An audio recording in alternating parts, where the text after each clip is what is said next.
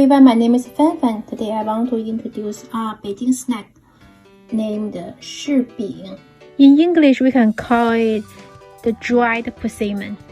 And as you can see, I bite one inside like this. It's a flight.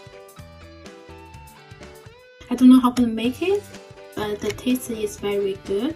It's only the sweet taste. So if you are interested, I think you can buy it from the Chinese supermarket. Now it's winter, that's the best season to taste it. In my childhood, I ate a lot in winter. I hope you like it.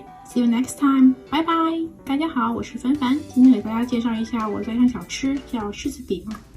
但是咬过以后是这个样子的，它就是只是甜味，没有任何的怪味道。如果你感兴趣的话，可以去中国超市他们试试运气。